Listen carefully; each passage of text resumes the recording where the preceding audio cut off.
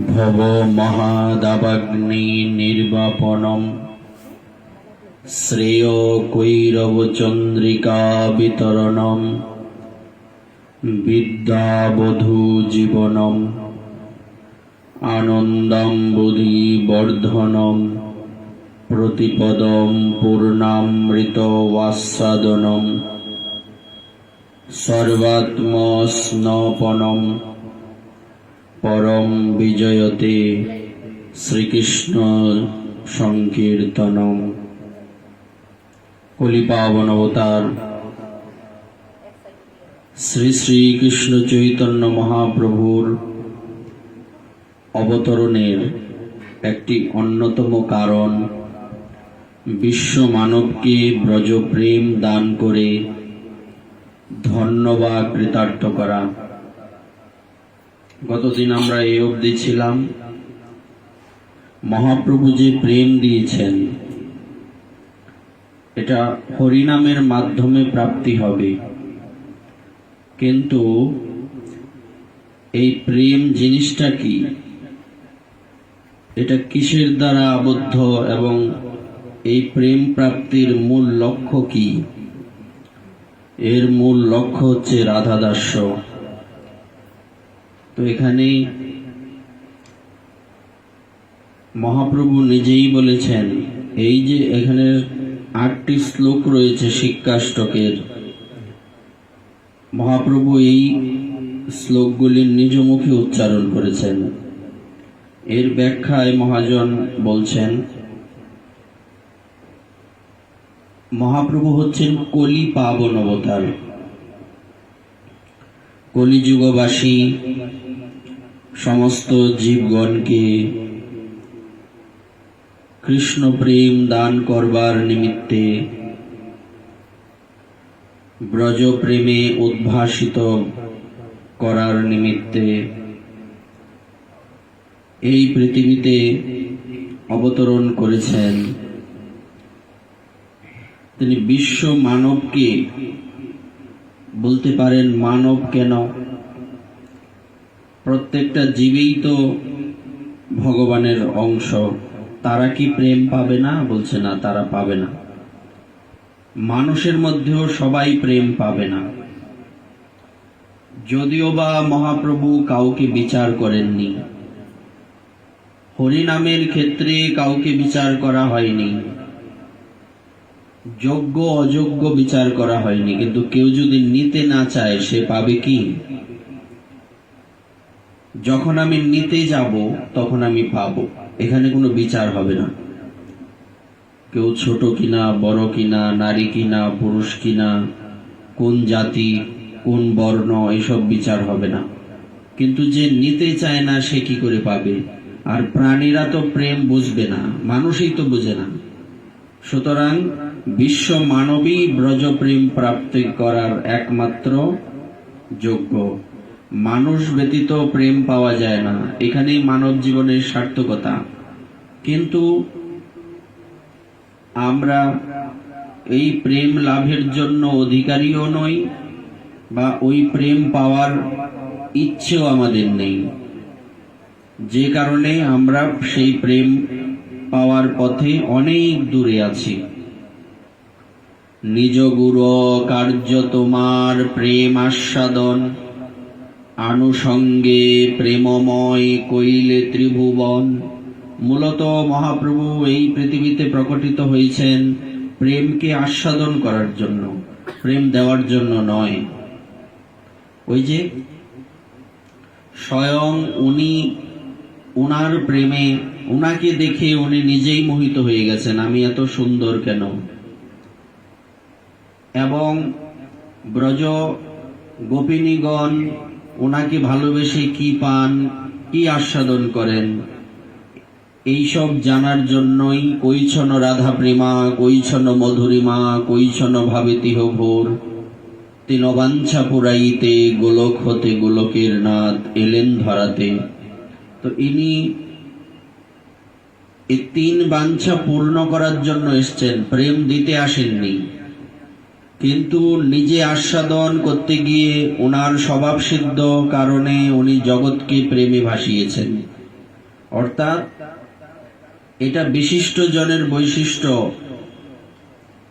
যে আমি একা গ্রহণ করব কেন, এটা সবাই নেবে। তো ওনার কিন্তু প্রথমে উদ্দেশ্য ছিল না যে আমি জগৎকে প্রেম দেব, ওনার মূল উদ্দেশ্য ছিল আমি প্রেমটা কি জিনিস জানবো, আমি আগে পাবো, আমি আগে আস্বাদন করব। না, প্রেম ওনার থেকেই এসছে, উনি সৃষ্টি করেছেন প্রেম, কিন্তু এই প্রেমটা সর্বাগ্রগণ্য হিসেবে শ্রীমতী রাধারানী এবং গোপিনীগণের মধ্যে রয়েছে, এটা শ্রীকৃষ্ণের মধ্যে নেই। কারণ প্রেমটা কি প্রেম? কৃষ্ণ প্রেম। তো কৃষ্ণ প্রেম কৃষ্ণ বুঝবেন না, এটা স্বাভাবিক। তো এটা বোঝার জন্যই তো উনি পৃথিবীতে রাধারানীর সাথে মিলিত হয়ে এসছেন। উদ্দেশ্য প্রেম দান করা নয়, উদ্দেশ্য প্রেম আস্বাদন করা। কিন্তু আনুষঙ্গিক ভাবে ওই যে উদ্দেশ্য হচ্ছে রান্না করা, শীত যাওয়া নয়। কিন্তু রান্না করতে গিয়ে অটোমেটিকই শীতের দিনে রান্নার চুলা জ্বালালেই শীত চলে যায়।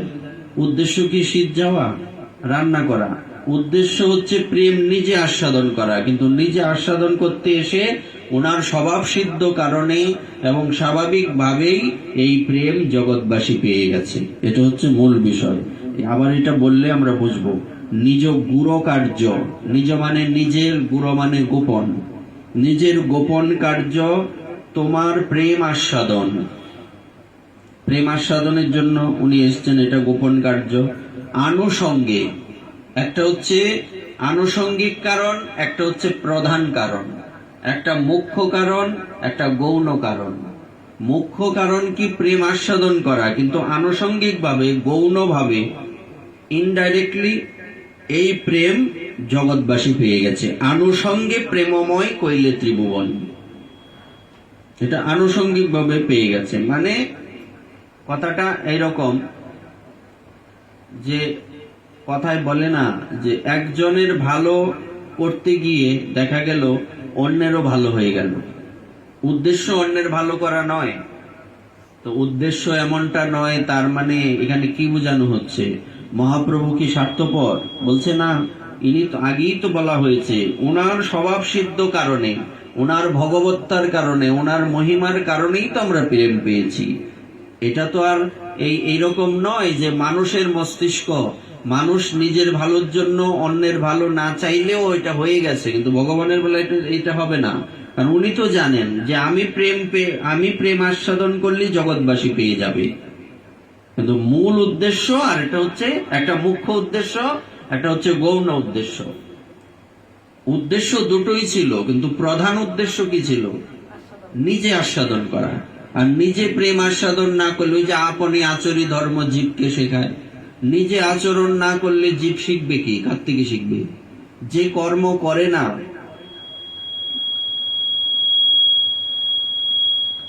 যে ভগবানের সেবা করে না, তার কাছে আমরা কি সেবা শিখতে যাব? সে সেবা শিখাতে পারবে? একদমই নয়। তেমনি যিনি নিজে আচরণ করেন না, তার কাছ থেকে তো আমরা শিখবো না, বা তার আচরণ আমরা দেখবো না। যিনি আচরণ করেন না, তাদের সঙ্গ থেকে দূরে থাকার কথা আমরা শুনি। তেমনি এই জন্যই মহাপ্রভু কি করেছেন? নিজে আচরণ করে জগৎকে শিখাবেন, এই উদ্দেশ্যেই উনি পৃথিবীতে এসছেন।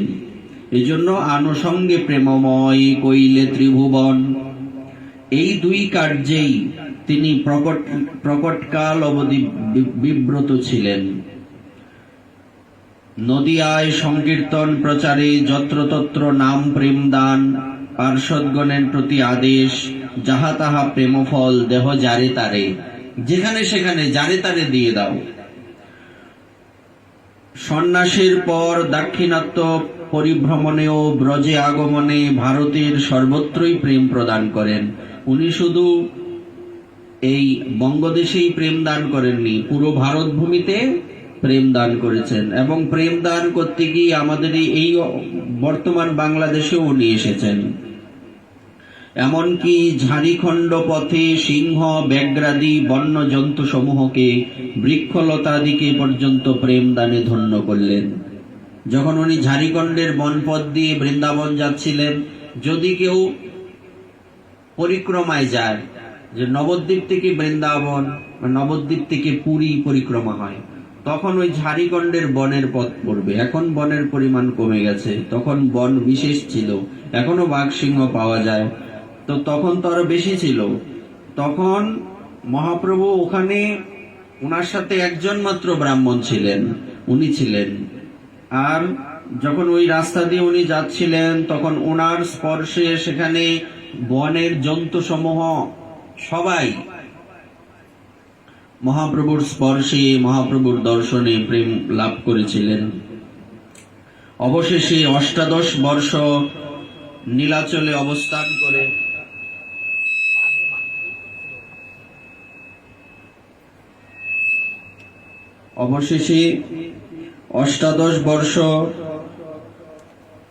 নীলাচলে অবস্থান করে অবতরণের গুরুকার্য শ্রীরাধার প্রেম রসাস্বাদনে বিহল হলেন। সুতরাং পরবর্তীকালের জীবকুলের নিমিত্ত গ্রন্থাদি লিখে প্রেম প্রচারের অবকাশ তার ছিল না। অর্থাৎ বিষয়টা এরকম, প্রেম কিরকম, এ পাগল করে দেয়। এই জড়জগতে কোন লোক কারো প্রেমে পড়লেই তো পাগল হয়, আর কৃষ্ণ প্রেমের নিগুড় রহস্য জানলে পাগল না হয়ে যাবে কোথায়? এই পাগল তো সেই পাগল নয়, এটা তো আরো অনেক অনেক অনেক গুণ বেশি সেই পাগলামি হবে। তো মহাপ্রভু যখন নিজে প্রেম আস্বাদন করতে এসছেন, সেই প্রেম আস্বাদন করতে গিয়ে উনি পাগল হয়ে গেছেন। ঘন্টার পর ঘন্টা উনি অচৈতন্য থাকতেন, উনি কখনো হাসতেন, কখনো কাঁদতেন। সাধারণ লোকেরা ওনাকে পাগল ছাড়া আর কি বলবে? এর থেকে ভালো কিছু তো আর ওনার সাথে যায় না। এগুলি তো পাগলের কার্যক্রম। কখনো কখনো উনি প্রলাপ বকতেন, কখনো কখনো উনি লম্বা হয়ে যেতেন, কখনো কখনো খাটো হয়ে যেতেন, অস্থি সন্ধিগুলি খুলে যেত। কারো শরীর যদি পুরোটা শরীর পা থেকে মাথা পর্যন্ত যদি প্রত্যেকটা হাড় ভাঙা থাকে, হাত কিরকম, শরীর কিরকম করবে, ওই রকম ওনার পরিস্থিতি হয়ে যেত। তো সেই অবস্থায় উনি নিশ্চয়ই প্রেম দান করতে পারবেন না। কখন দান করবেন, কাকে দান করবেন? লোকের সাথে মিশতে পারবেন কি? সম্ভব নয়, লোকেরাও বুঝতে পারবে না। তখন উনি এই অবস্থায় প্রেম দান করবেন, উনি যে গ্রন্থ লিপিবদ্ধ করবেন এরকম পরিস্থিতি ছিল কি? অবশ্যই ছিল না। এই জন্য উনি এ কার্য শ্রীরূপ সনাতনাদি গোস্বামীগণকে স্বয়ং শিক্ষা দিয়ে তাদের দ্বারাই সম্পন্ন করলেন। ইনি করতে পারেননি, শ্রীরূপাদি গোস্বামীগণের মাধ্যমে করলেন। তিনি নীলাচলে ভাবাবিষ্ট দশায় শ্রী স্বরূপ রামানন্দের নিকট স্বয়ং এই শিক্ষাষ্টক প্রকাশ করে এই 8টি শ্লোকে তার প্রচারের অতি রহস্যময় বা সারাৎসার তত্ত্ব জীব জগৎকে শিক্ষা দিলেন। ইনি যখন মহাপ্রভুর 2 সঙ্গী কে ছিলেন, যাদেরকে যেমন রাধারানীর 2 জন বিশেষ সঙ্গী সখীগণের মধ্যে ললিতা বিশাখা, তেমনি মহাপ্রভুর 2 পাশে কে ছিলেন, একজন ডান হাত আরেকজন বাম হাত, স্বরূপ আর রামানন্দ, রামানন্দ রায় আর স্বরূপ দামোদর। রায়ের নাটক গীতি, স্বরূপের গান, এই দুয়ে মিলে প্রভুর রাখয়ে পরাণ। মহাপ্রভুর যেই ভাবনা থাকতো সেই অনুযায়ী রায় রামানন্দ এবং স্বরূপ দামোদর ওনারা সেই শ্লোক বলতেন, কখনো কেউ কেউ কীর্তন করতেন। রামানন্দ স্বরূপের গান, শ্রী স্বরূপ গোস্বামী পাদ উনি কি করতেন? উনি কীর্তন করতেন। তো শ্রীমন মহাপ্রভুর এই উপদেশ সর্ব উপদেশের সার। এই 8টি শ্লোক হচ্ছে মহাপ্রভুর সমস্ত উপদেশের সার। জীবের যা শ্রেয়, শ্রেয় মানে কি? দুটো জিনিস, একটা শ্রেয় একটা পেয়, দুটো জিনিসের মধ্যে বুঝতে হবে। শ্রেয় হচ্ছে সর্বশ্রেষ্ঠ, এর থেকে শ্রেষ্ঠ আর কিছু হয় না।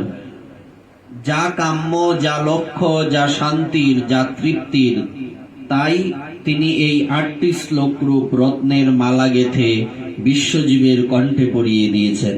বিষয়টা দেখুন, কি কি যা কাম্য। আমরা যে কামনা করি, আমাদের কামনার একটা সীমা আছে, আমরা কতটুকুই বা কামনা করতে পারি। আমরা কিন্তু এখানে এই সর্বোচ্চ ছেঁড়া কাঁথায় শুয়ে লাখ টাকার স্বপ্ন দেখতে পারি, এখানে শুয়ে শুয়ে আমি তো আর আমেরিকার প্রেসিডেন্ট হব এই স্বপ্ন দেখতে পারি না। পারি কি? তাহলে বুঝতে হবে যে আমার মাথায় সমস্যা, আমাকে অতি সত্বর পাবনা ভর্তি করতে হবে। মানুষের কামনারও একটা সীমা থাকে।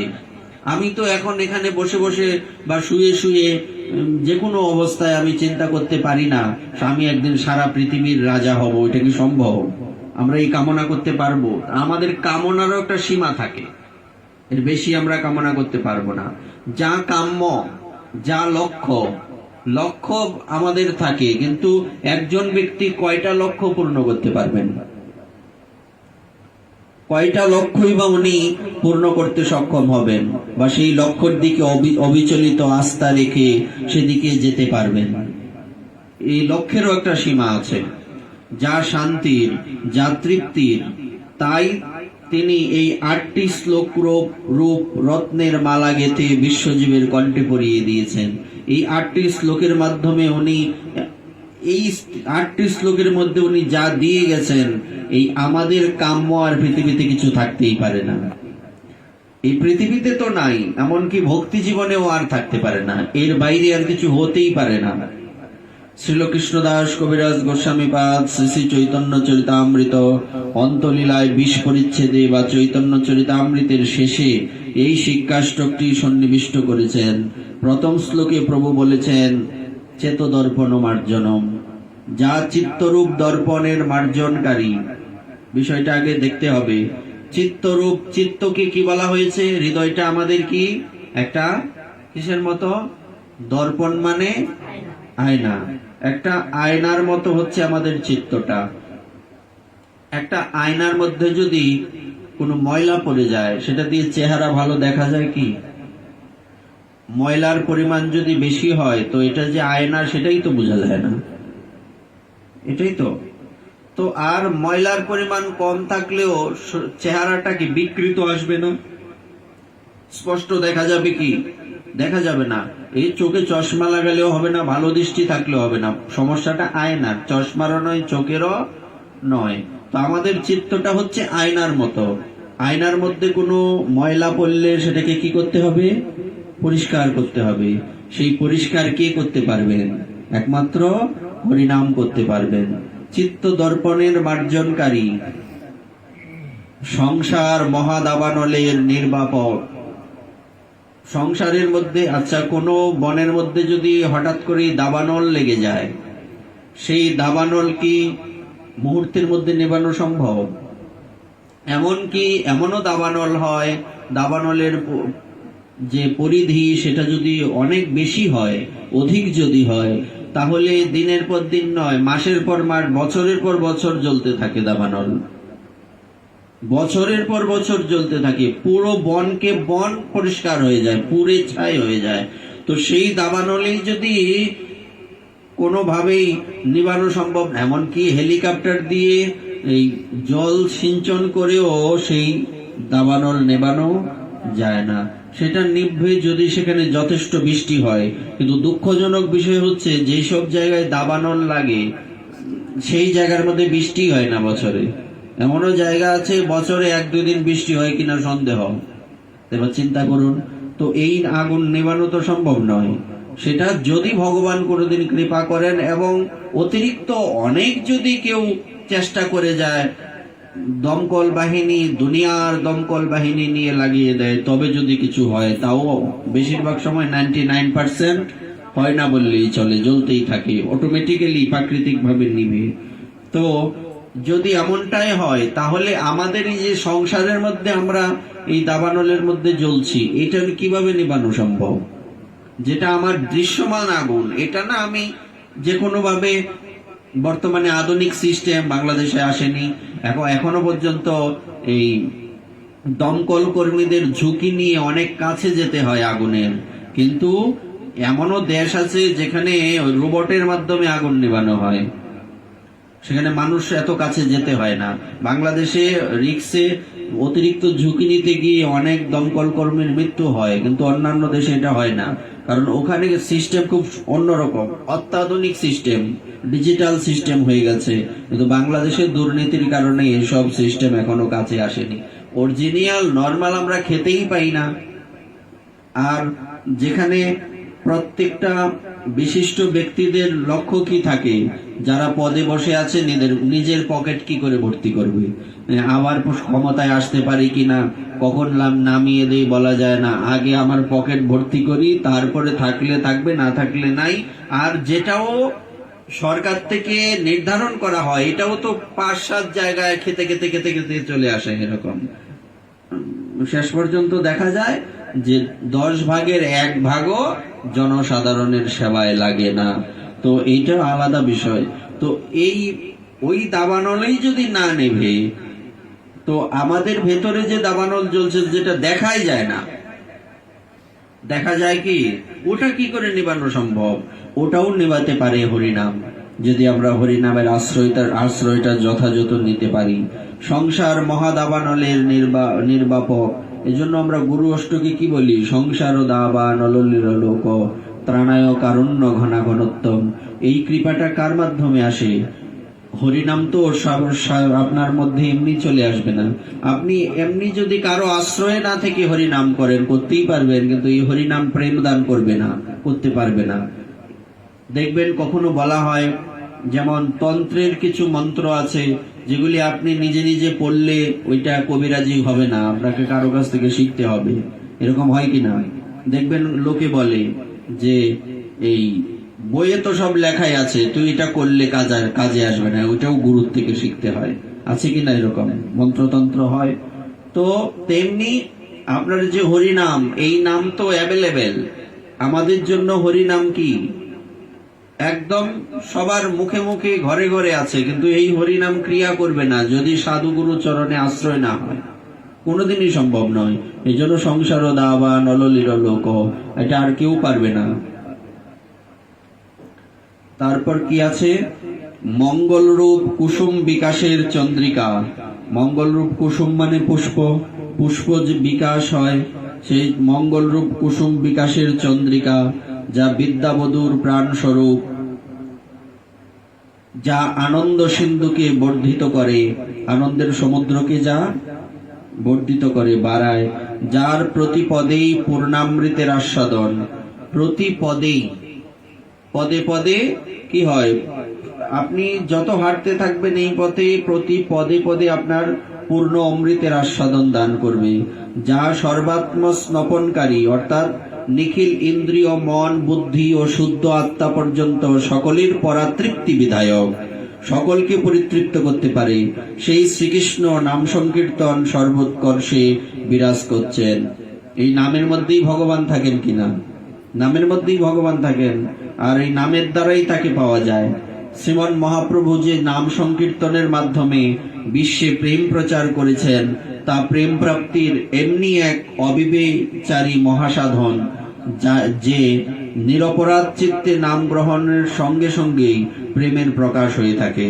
নাম যদি কেউ নিরপরাধে নিতে পারে, অপরাধ শূন্য হয়ে মনের মধ্যে সমস্ত যে জিলাপির পেঁচ এটাকে সরিয়ে দিয়ে নিতে পারে, তবে সেই নাম গ্রহণের সঙ্গে সঙ্গে প্রেমের প্রকাশ হবে।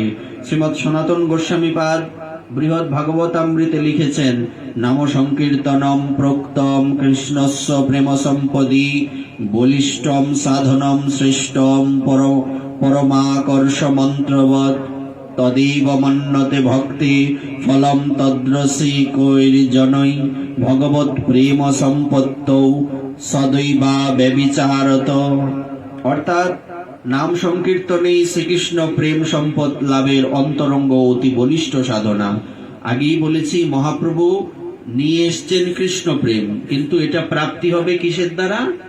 নামের দ্বারা। নাম কিন্তু নিয়ে আসেননি, নাম তো প্রতি যুগেই ছিল, আছে, থাকবে, নামের মাধ্যমে হবে, কিন্তু লক্ষ্যটা হচ্ছে কৃষ্ণ প্রেম। এটাই এখানে লেখা হয়েছে, নাম সংকীর্তনম প্রোক্তম কৃষ্ণস্য প্রেম সম্পদি। নাম সংকীর্তনেই শ্রীকৃষ্ণের প্রেম সম্পদ লাভের অন্তরঙ্গ অতি বলিষ্ঠ সাধন, শক্তিশালী সাধনা, কারণ ইহা মন্ত্রবৎ পরমাকর্ষক। ভগবান শ্রীকৃষ্ণের, কৃষ্ণ নামের অর্থ কি? যিনি সবাইকে আকর্ষণ করেন। নাম যেমন করে ভগবান আকর্ষণ করেন, তেমনি নামও আকর্ষণ করেন, পরমাকর্ষক। তাই ভক্তি রসিকগণ নাম সংকীর্তনকে ভক্তির ফল বলেও মনে করেন। ভক্তির ফল নাম সংকীর্তন। আর নাম সংকীর্তনের ফল হচ্ছে কৃষ্ণ প্রেম। কারণ নাম সংকীর্তনেই অব্যর্থ ভগবত প্রেম সম্পত্তি প্রকাশ করে থাকেন। অব্যর্থ মানে যা কোনোদিন ব্যর্থ হয় না। এই নাম সংকীর্তন অব্যর্থ ভগবত প্রেম সম্পত্তি প্রকাশ করেন। এর কখনো ব্যভিচার হয় না, এটার কখনো অন্যতা হয় না, মানে এটা প্রাপ্তি হবেই হবে, এটা একদম বাধ্যতামূলক, 100% সত্য। এই শ্লোকের টিকায় শ্রীল গোস্বামীপাদ স্বয়ং লিখেছেন, ননো সর্বেষামপি সাধন ভক্তি প্রকারণাম প্রেমৈব ফলমিত্যভিপ্রেতম সত্যম নাম সংকীর্তনে সতি প্রেম্ন অবশ্যম্ভাবিত্বাৎ উপচারেণ তদেব ফলম মন্নত ইতি। অর্থাৎ কেউ যদি বলেন সর্বপ্রকার সাধন ভক্তির ফল তো প্রেমে, নাম তো প্রেমের সাধন, তাকে সাধনের ফল কিরূপে বলা যেতে পারে? কেউ যদি বলে সাধনের ফল কি করে বলা যেতে পারে?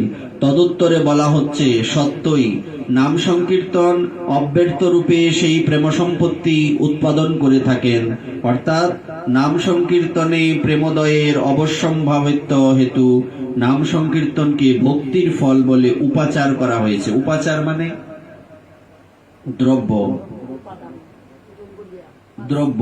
এই হরিনামকে একমাত্র উপাচার বলে বর্ণনা করা হয়েছে। শ্রীমন মহাপ্রভু তাই শিক্ষাষ্টকের প্রথমেই বলেছেন, পরম বিজয়তে শ্রীকৃষ্ণ সংকীর্তনম, অর্থাৎ শ্রীকৃষ্ণ নাম সংকীর্তন নিখিল সাধ্য ও সাধনার শীর্ষে বিরাজ করে জয়যুক্ত হচ্ছেন। সমস্ত সাধনার শীর্ষে কি আছে? ভগবান শ্রীকৃষ্ণের নাম সংকীর্তন। শ্রীল সনাতন গোস্বামী পাদের প্রতি শ্রীমন মহাপ্রভুর উপদেশ, ভজনের মধ্যে শ্রেষ্ঠ নববিধ ভক্তি, কৃষ্ণ প্রেম, কৃষ্ণ দিতে ধরে মহাশক্তি, তার মধ্যে সর্বশ্রেষ্ঠ নাম সংকীর্তন, নিরপরাধে নাম লইলে হয় প্রেমধন। বিষয়টা দেখুন, ভজনের মধ্যে শ্রেষ্ঠ ভক্তি কি? 9 প্রকার ভক্তি, শ্রবণ কীর্তন আদি ভক্তি। এগুলি প্রেম শক্তি, প্রেম ভক্তি দান করতে পারেন, কৃষ্ণকে দান করতে পারেন। এর মধ্যে আবার সর্বশ্রেষ্ঠ হচ্ছে নাম সংকীর্তন। নিরপরাধে যদি কেউ এই নাম কীর্তন করতে পারে তাহলে প্রেম অবশ্যই লাভ করবে। তাই আগে আমাদের কি করতে হবে? অপরাধ থেকে দূরে বা মুক্ত হতে হবে। অপরাধের মধ্যে থাকলে কখনো ওই নাম আমাদের মধ্যে আর ক্রিয়া করবে তো নাই। আর অপরাধ তো পরের কথা, পাপই তো আমরা ছাড়ি না। পাপ, মহাপাপ, অতি পাপ, অনেক প্রকার পাপ আছে, এই পাপগুলি তো ছাড়ি না। হ্যাঁ, তো অপরাধ তো এই পাপের আরো পরে। তো আমরা যদি বিচার করি যে আমরা কোন পরিস্থিতিতে আছি আর সেই রাস্তাটা কত দূরে, তাহলে কি আমরা সময় নষ্ট করতে পারবো? কোনোদিনই সময় নষ্ট করব না, কিন্তু আমাদের সেই বুদ্ধিটাই কাজ করে না। কিন্তু ভগবান বলেছেন, আমি তাকে বুদ্ধি দান করি যে আমার চরণে শরণ নেয়। যদি আমরা ভগবানের কাছে প্রতিনিয়ত প্রার্থনা করতে থাকি যে প্রভু এই কৃপা করুন, এই রাস্তা যে কত দূর কিংবা কোথা থেকে শুরু হবে এটা তো আমি জানি না, সুতরাং এই রাস্তাটা আপনি দেখান, এটা যদি প্রতিনিয়ত আমরা চেষ্টা করে পাবো না, কোনোদিনই পাবো না। শুধু আমাদের কাজ হচ্ছে কি করা? প্রার্থনা করা, তার কাছে জানানো, বিনয়ের সহিত এবং হৃদয়টা নিংড়ে দিয়ে তার কাছে প্রার্থনা করা উচিত। এজন্য আমাদের শ্রী গুরুদেব সবসময় বলতেন, গৌরী ও বৈষ্ণবের ভজন হচ্ছে ক্রন্দন, ক্রন্দনের উপরে আর কোনো ওষুধ নাই। যেমনি করে কোনো স্রোতে কি হয়, সমস্ত কিছু ভেসে চলে যায় স্রোতে, তেমনি করে আপনি যদি ভগবানের কাছে ক্রন্দন করেন, নিষ্কপট কান্না, এই জগতের কোনো কিছু প্রাপ্তির জন্য কান্না নয়, তোমাকে পাওয়ার জন্য কান্না। আমার রাস্তাটা যথার্থ কিনা, আমি যে রাস্তায় চলছি ওটা আমাকে ঠিক করে দাও, আমার তোমাকে পেতে হবে, এই যে একটা লালসা, এর জন্য ক্রন্দন। এই গৌরীয় বৈষ্ণবের একমাত্র ভজনেই হচ্ছে ক্রন্দন, এর উপরে আর কোনো ওষুধ হতে পারে না। যেমনি স্রোতে সব ভাসিয়ে নিয়ে যায়, তো আমাদের চোখের জলে আমাদের পাপগুলি আগে ধুয়ে চলে যাবে।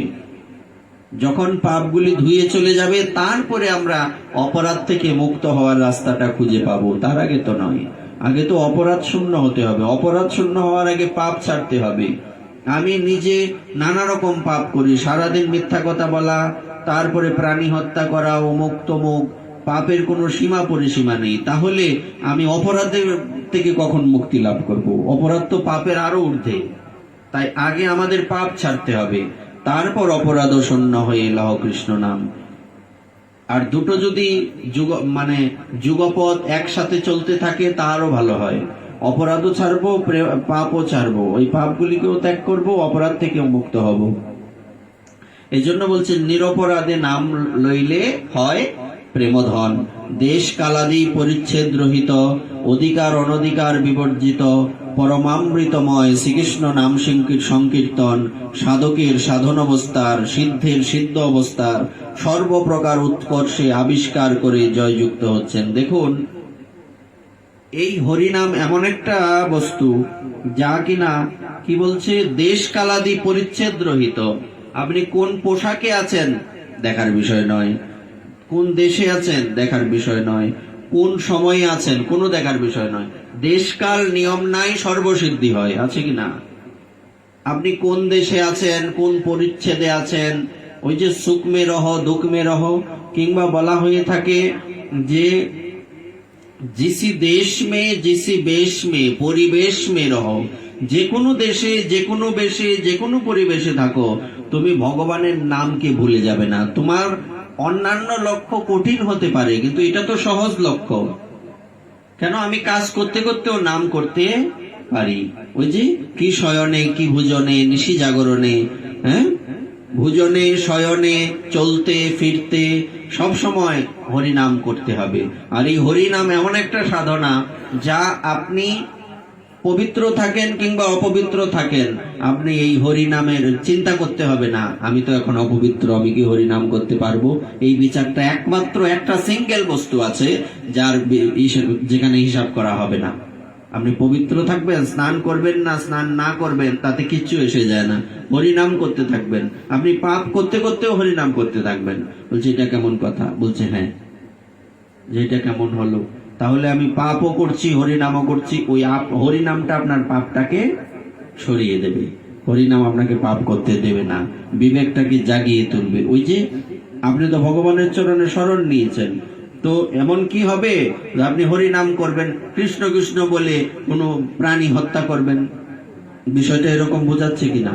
বলছে যখন আপনি হরিনাম করবেন সব সময় করতে থাকবেন, মানে আপনি ইচ্ছে করলে এখন যদি আপনি সিদ্ধান্ত করেন যে আমি এখন থেকে কোনো পাপ করব না, এটা কি এই কার্যকরী হয়ে যাবে? আর কালকে সকাল থেকে কোনো না কোনো ভাবে অভ্যাসবশত হোক, সঙ্গবশত হোক, পূর্বজন্মের কর্মফল বশত হোক, আপনাকে পাপ করতে বাধ্য করাবে।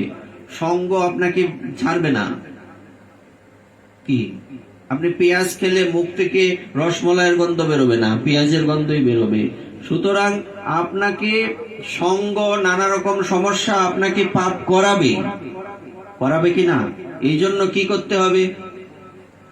এই জন্য আপনি কি করবেন, যে পাপ যাই হোক চেষ্টা করব প্রতিদিন 1-2টা করে পাপ ছাড়ার, কিন্তু হরি নাম ছাড়বো না। বিষয়টা বোঝা গেল কিনা? মানে বিষয়টা হচ্ছে আমার লক্ষ্য কি? আমার লক্ষ্য আমি আর যাই হোক পাপ কিভাবে আস্তে আস্তে আপনাকে ছেড়ে দিতে হবে। আস্তে আস্তে বলতে কিরকম? প্রতিদিন এরকম প্ল্যান করতে হবে যে দেখি আজকে কয়টা পাপ করেছি, এই পাপের মধ্য থেকে আজকে একটা পাপকে আমি ছেড়ে দেব, জীবনে আর কোনোদিন এটা করব না। এর নাম সংকল্প। মনের কয়টা কাজ? কি কি? সংকল্প আর বিকল্প। তো সংকল্প কখন করতে হয়? আমরা নানা রকম নানান কারণে নানান দিক থেকে সংকল্প করি, প্রতিজ্ঞা করি, এগুলির কোনো ভ্যালু নাই, ভ্যালুলেস, মূল্যহীন। তো সংকল্প আমাদের কিভাবে, কি সংকল্প করতে হবে? এরকম সংকল্প করতে হবে আমি যে পাপগুলি আজকে করেছি এর থেকে একটা পাপ আগামীকাল থেকে আর কোনোদিন হবে না। এটার নাম সংকল্প। এটা যদি কেউ করতে পারে অতি সত্বর পাপ থেকে মুক্ত হওয়া সম্ভব, নতুবা কোনোদিনই সম্ভব নয়। তো আপনি একটা পাপ ছেড়েছেন, বাকিগুলোতে ছাড়েননি, তাহলে হরিনাম বন্ধ রেখে দেবেন কি? না। তো এই জন্য বলা হয়েছে যে পাপ করছেন করতে থাকেন, কিন্তু একটা একটা পাপ ছাড়ছেন, যেটা ছাড়ছেন না ওইটা করার সময় হরিনাম করতে থাকেন, হরিনাম ছাড়বেন না, এটা ছাড়ার কোনো প্রয়োজন নাই। তো এই জন্য বলছে দেশ কালাদি পরিচ্ছেদ রহিত, অধিকার অনধিকার বিবর্জিত। অধিকারী আছে কি? হরিনাম কে করতে পারবে, কে করতে পারবে না, এটার কোনো অধিকার হয়? সবকিছুর অধিকার হয়, কিন্তু হরিনাম করতে কোনো বাধা বা কোনো বিধিনিষেধ নেই। অধিকার অনধিকার বিবর্জিত, পরমামৃতময় শ্রীকৃষ্ণ নাম সংকীর্তন সাধকের সাধন অবস্থায়, সাধন অবস্থায় হোক, সিদ্ধ অবস্থায় হোক। আচ্ছা, কেউ যদি মনে করেন যে আমি তো এতদিন হরিনাম করেছি, এখন আমি কি করব, এখন আমি ওই হরিনামে তো আমার রুচি হয়েছে, এখন আর হরিনাম করব না, এখন অন্যান্য বিভিন্ন কাজ করতে থাকবো, সেবা করতে থাকবো। বলছে হরিনাম ছাড়া যাবে না, সাধকও হরিনাম ছাড়তে পারবে না, সিদ্ধ সাধুও হরিনাম ছাড়তে। এমনকি আপনি যে যদি আপনি মঞ্জুরি স্বরূপে চিন্তন করেন, গুরু প্রদত্ত এই ভাবে, ওই যে সাধক একবার স্মরণ করো গুরু প্রদত্ত সিদ্ধ দেহে, তো এই সিদ্ধ দেহে যখন আপনি এই সাধক অবস্থায় চিন্তন করতে থাকবেন, আপনি সাধক অবস্থায় আছেন, কিন্তু চিন্তনটা কোথায় থাকবে? সিদ্ধ অবস্থার চিন্তা থাকবে। তো বিষয়টা মনে হয় বুঝতে একটু সমস্যা। বিষয়টা হচ্ছে এরকম, আমি আমার যদি 10 টাকা থাকে, আমি কি চিন্তা করব? আমার 5 টাকা হোক। কি চিন্তা করব? 20 টাকা হোক, এটা চিন্তা করব। তেমনি আমি সাধনা করছি, কিন্তু আমি সাধনা যে করছি, আমার লক্ষ্যটা কি? নিশ্চয়ই 10 থেকে 5 আসা নয়, 10 থেকে 20 যাওয়া। তেমনি আমি সিদ্ধ অবস্থায় চিন্তা করব, সাধনে ভাবিবে যাহা, সিদ্ধ দেহে পাবে তাহা, রাগ পথের এই তো উপায়। আমি সাধন করার সময় যা যা চিন্তন করব, সিদ্ধ অবস্থায় আমি তা পাবো। তাহলে আমি সাধক অবস্থায় চিন্তাটা কিসের করছি? সিদ্ধি লাভের পরে আপনার যা প্রাপ্তি হবে, এটাই আপনি এখানে বসে বসে চিন্তা করবেন। আর এই যে আপনি চিন্তন করছেন, আপনি এমনি চিন্তা করবেন না, হরিনাম করতে করতেই আপনি চিন্তা করবেন। আপনার মালা চলতে থাকবে, চিন্তন করবেন আপনি সিদ্ধ অবস্থার কথা, আপনার স্বরূপের চিন্তন করবেন, আপনার বয়স কি, আপনার এই কি বর্ণ, আপনি বর্ণ মানে শরীরের কালার, আপনি কোন রঙের পোশাক পরে আছেন, আপনার নাম কি, আপনার বয়স কত, এইসব আপনি চিন্তন করতে থাকবেন। কিন্তু কিসের মাধ্যমে চিন্তন করবেন? নাম বন্ধ হবে না, নাম চলতে থাকবে, কিন্তু চিন্তনটা ওখানে যেতে থাকবে। যেমনি আমরা ভগবানের সেবা করতে করতে ও ছেলেটা কি জলে পড়ে গেল কিনা, রাস্তার মধ্যে উঠে গেল কিনা, এই গাড়ি চলে এলো কিনা, এইসব চিন্তা করতে থাকেন, তেমনি ওইটাকে ঘুরিয়ে দিতে হবে। নাম করতে করতে কি চিন্তা করব? নাম চলছে, হরে কৃষ্ণ বন্ধ হবে না, কিন্তু আমি চিন্তা করব কোথায়? ওখানে সিদ্ধ দেহে আমার যে স্বরূপটা, আমি নবদ্বীপে কল্পনা করব আমি হচ্ছি একজন কি কিশোর বয়স আমার, আমি সাধক, কিন্তু ওখানে বৃন্দাবনে আমাকে চিন্তা করতে হবে আমি কি, ওখানে আমি হচ্ছি একজন দাসী। নবদ্বীপে পুরুষ, কিন্তু বৃন্দাবনে নারী রূপে চিন্তা করতে হবে। এই চিন্তনটা যদি আমাদের যথার্থ হয়, তাহলেই বুঝতে হবে, আসতে তাহলেই বুঝতে হবে, তাহলে বোঝা যাবে যে এই চিন্তনের মাধ্যমে আসলে মানুষ কিন্তু এইসব কথা শুনতে পছন্দ করে না। মন কিন্তু এখানে অনেকেরই নাই। কেন? কারণ তত্ত্ব কেউ শুনতে চায় না। কিছু কি শুনে, কিচ্ছা কাহিনী শুনতে চায়। এইসব বিষয় যারা মাথায় ঢুকাতে পারবে না, এরা কোনোদিন মঞ্জুরি স্বরূপের জানবে না। এইটা আগে ঢুকাইতে হবে। জ্ঞানের কথা কেউ পছন্দ করে না, জ্ঞান হলো শুষ্ক, এটার মধ্যে কোনো জল টল নাই, এজন্য অনেকে পছন্দ করে না। জল ছাড়া বড় বিপদ। তো এই কিন্তু আমাদের এই বিষয়গুলি মাথায় রাখতে হবে। এখন যে কথাগুলি হচ্ছে, পৃথিবীর ইতিহাসের শ্রেষ্ঠতম কথা হচ্ছে যে আমার লক্ষ্য কি, তাই না? তাহলে আপনি সাধনা, যেমন করে একটা গানের পদে বলে না যে আমি যখন সন্ধ্যা করতে বই, পাড়ার লোকে বলে ও মা তোমার ছেলে কই। তো সন্ধ্যা বন্ধা হয়ে গেল, সন্ধ্যা বন্দনা সব শেষ।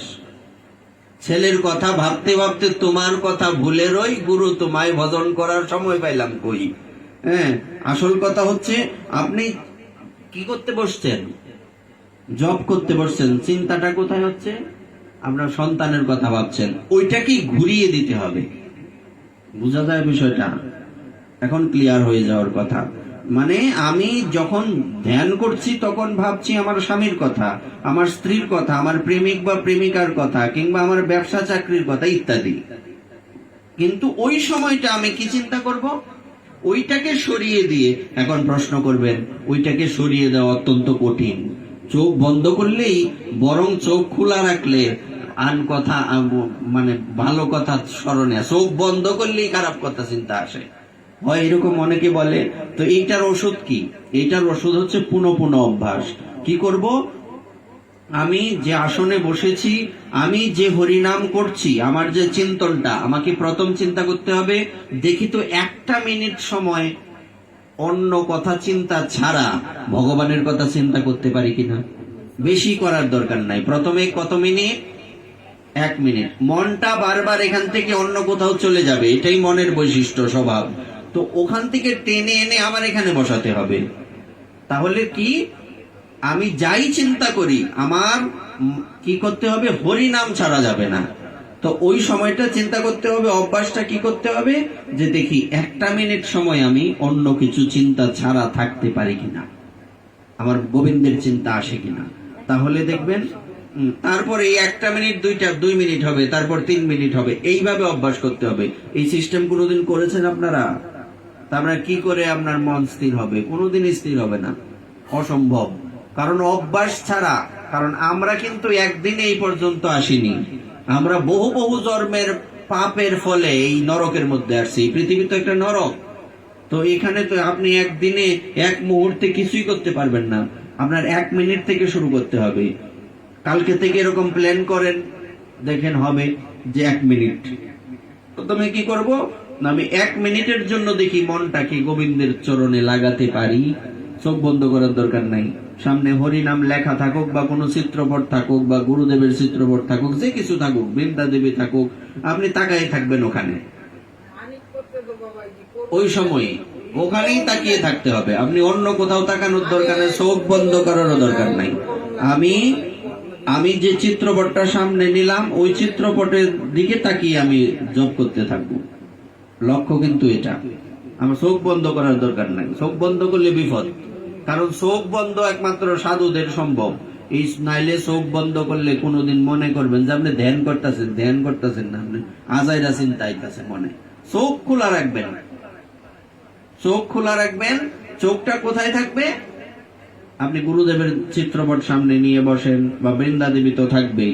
একটা জিনিস মাথায় রাখবেন, কখনো জপ আর নেক বৃন্দা দেবী সামনে সারা রাখি করবেন না, বৃন্দা দেবী সামনে থাকতেই হবে, না হলে জপ আর নেক কোনোদিন ক্রিয়া করবে না। এগুলি হচ্ছে কথায় বলে না যে টিক্স, কি করলে তাড়াতাড়ি এই মনটা স্থির হবে। কখনো জপ এবং আহ্নিক বৃন্দা দেবীকে সামনে না নিয়ে করবেন না, থাকতেই বাধ্যতামূলক। এবং গুরুদেবের চিত্রপট থাকলে ভালো, ভগবানের চিত্রপট সামনে। এটা এক হচ্ছে যেখানে পূজা হয়, এটা আলাদা, ওখানে কোনো আহ্নিক হবে না, জপ আহ্নিক ওখানে হবে না। আপনার রুমের মধ্যে বসে আপনি করবেন, একটা চিত্রপট সামনে রাখা, বৃন্দা দেবী রাখা, আপনি এখানে তাকিয়ে তাকিয়ে চোখ বন্ধ করবেন না। আপনি প্রথমে চিন্তা করেন যে আমি 1 মিনিট ওই চরণে তাকিয়ে থাকতে পারি। তাকিয়ে আছেন চরণে, কিন্তু চিন্তা, জপটা কি চলছে? হরিনাম। এটা হচ্ছে এই কথাটা এখানে বলা আছে। তাকিয়ে আছেন ভগবানের চরণে, গুরুদেবের চরণে, কিন্তু আপনি কি করছেন? হরিনাম করছেন, সংখ্যা চলছে, তাকিয়ে আছেন এখানে। তাহলে দেখবেন আস্তে আস্তে আস্তে আস্তে ধ্যানটা ওখানে যেতে বাধ্য, যাবে তো অবশ্যই। তো এই জন্য বলছে, কি সাধক অবস্থায়, কি সিদ্ধ অবস্থায় হরিনামকে ছাড়া যাবে না। মহাপ্রভু এই শিক্ষাষ্টকের প্রারম্ভেই বলেছেন, হর্ষে প্রভু কহে শোনা স্বরূপ রামরায়, নাম সংকীর্তন কলৌ পরম উপায়। এই যে একটা বিশেষ একটা শ্লোক চৈতন্য চরিতামৃতের পয়ার, বলছে হর্ষে, হর্ষে মানে আনন্দে প্রভু কহে শোনো স্বরূপ রামরায়। আগে বলছিলাম ডান হাত বাম হাত, রাধারানীর যেমন ললিতা বিশাখা, তেমনি মহাপ্রভুর হচ্ছেন স্বরূপ গোস্বামী আর হচ্ছেন রামানন্দ রায়। গান গাও না? শুনো স্বরূপ রামানন্দ রায়, গান করো। গান করলে কি লাভ? এরা কেডা চিনি না, তাহলে তো হবে না। তাদের পরিচয়টা জানতে হবে, এরা কারা। মহাপ্রভুকে তো আমরা সবাই চিনি, তো মহাপ্রভুর ডান হাত একজন, বাম হাত একজন। একজন হচ্ছে স্বরূপ দামোদর, আরেকজন হচ্ছে রামানন্দ রায়। আচ্ছা না, কীর্তনের মধ্যে গাও। তো এই দুইজন ব্যক্তিকে তো আগে চিনতে হবে। ব্রজলীলায় ওনারা হচ্ছেন ললিতা বিশাখা, মহাপ্রভুকে রাধাকৃষ্ণ, মিলিত তনু। তাহলে এই স্বরূপ দামোদর আর রামানন্দ রায় হচ্ছে ললিতা বিশাখা। তো ওখানেও আপনি চিন্তা করছেন আলাদা আলাদা। আপনি নবদ্বীপে ভাবছেন মহাপ্রভু রামানন্দ রায় স্বরূপ দামোদর, কিন্তু বৃন্দাবনে গেলেই তো উল্টে যাবে। মহাপ্রভু হয়ে গেলেন রাধা কৃষ্ণ, আর ললিতা বিশাখা হয়ে গেলেন স্বরূপ দামোদর আর রামানন্দ রায়। আপনি নবদ্বীপে চিন্তা করছেন আপনি কে? আপনি পুরুষ দেহ, আপনি এই কিশোর বয়স, ধরুন 15 বছর বয়স, শ্বেত বস্ত্র পরিহিত, তিলক অঙ্কিত, আপনি ওভাবে চিন্তা করছেন। আর যখনই আপনি বৃন্দাবনে চলে যাবেন তখনই আপনাকে চিন্তা করতে হবে, এই রূপটা তখন চলে যাবে। আপনাকে চিন্তা করতে হবে আমি একজন নারী, আমার বয়স কত? এই সর্বোচ্চ 10 বছর, 4-5 মাস, 6 মাস গুরুদেব এরকম দিয়ে দেবেন বয়স। যেমন আমরা কি বলছিলাম, রাধারানীর বয়স আজীবন 14 বছর, গোবিন্দের বয়স আজীবন 15 বছর। তো আপনি আপনার বয়স কত হতে পারে ওইভাবে চিন্তা করেন। 10 বছর, 11 বছর এরকম হতে পারে, এরকম চিন্তা হবে। তো ওইভাবেই আপনাকে এই বয়সটাও গুরুদেব দেবেন। পিছনে মন্ত্র স্মরণের কাগজের পিছনে লেখা থাকে। যাদের সিদ্ধ প্রণালী নাই এরা নাই, এসব খুঁজেও পাবেন না। আর যারা, আপনি কি করে বুঝবেন যে আপনার পরম্পরায় সিদ্ধ প্রণালী আছে? আপনার গুরুদেব সিদ্ধ প্রণালী স্মরণ করেন, বুঝবেন যে আপনাকে যে মন্ত্র স্মরণের কাগজ দেওয়া হয়েছে, এক পৃষ্ঠায় থাকবে মন্ত্রগুলি, অপর পৃষ্ঠায় থাকবে আপনার গুরু পরম্পরার যে নামগুলি। ওই যে আমাদের এখানে দেওয়া আছে গুরু পরম্পরার, এখানে শুধু নামগুলি দেওয়া আছে, এখানে নাই, স্বরূপ নাই। কিন্তু মন্ত্র স্মরণের কাগজের পিছনে লম্বা করে ঘর ঘর কুডা কুডা আছে, দেখবেন এর মধ্যে লেখা আছে যে মহাপ্রভু থেকে শুরু করে নিত্যানন্দ প্রভু কিংবা জাহ্নবা মাতা সিরিয়ালের নাম, বৃন্দাবনে নবদ্বীপে কি নাম, বৃন্দাবনে কি নাম, বয়স কত, কি শরীরের কালার কি, পোশাকটা কি কালার, সেবা কি, এবং কোথায় বাস করবেন, আপনার কুঞ্জটারা বৃন্দাবনের কোন জায়গায়, নবদ্বীপের কোন জায়গায়, এই সব আপনার থাকতে হবে। যদি দেখেন মন্ত্র স্মরণের কাগজের পিছে এটা নাই, তাইলে বুঝবেন এই পরম্পরাই নাই। সহজ হিসাব ধরাই দিলাম। কি করে বুঝবেন গুরুদেবের পরম্পরা নাই বা মঞ্জুরি স্বরূপ নাই? মন্ত্র স্মরণের কাগজের পিছনে এটা নাই, এটা থাকতেই হবে বাধ্যতামূলক। তাহলে আমাদের এবার আমরা বুঝলাম যে আমরা নবদ্বীপে কি, বৃন্দাবনে কি, পাল্টে যেতে হবে, চেঞ্জ হয়ে যাবে। তো এখানে কি বলা আছে? হর্ষে প্রভু কহে শুন স্বরূপ রামরায়, নাম সংকীর্তন পলৌ পরম উপায়। কলিযুগের পরম উপায় কি? নাম সংকীর্তন। ইহা স্বয়ং উপেয় হয়েও শ্রেষ্ঠতম উপায়। এই শ্রেষ্ঠতম উপায়, এর থেকে আর কোনো শ্রেষ্ঠতম উপায় পৃথিবীতে হতে পারে না। সংকীর্তন অর্থে সম্যক কীর্তন। সংকীর্তন কি প্রশ্ন হতে পারে না? সংকীর্তন আমরা কি জানি? একটা হচ্ছে জপ, জপ আবার বিভিন্ন প্রকার। একটা হচ্ছে মানসিক জপ, তাই তো, আর একটা হচ্ছে উপাংশু।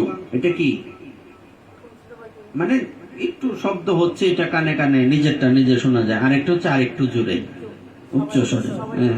তো তারপর একটা মানসিক জপ, একটা হচ্ছে উচ্চারণ করে, আর একটা আরেকটু স্পষ্ট, আরেকটা উচ্চ স্বরে সংকীর্তন। ওটা হচ্ছে কীর্তন। উচ্চ স্বরে যেটা করা হয় এটা কীর্তন।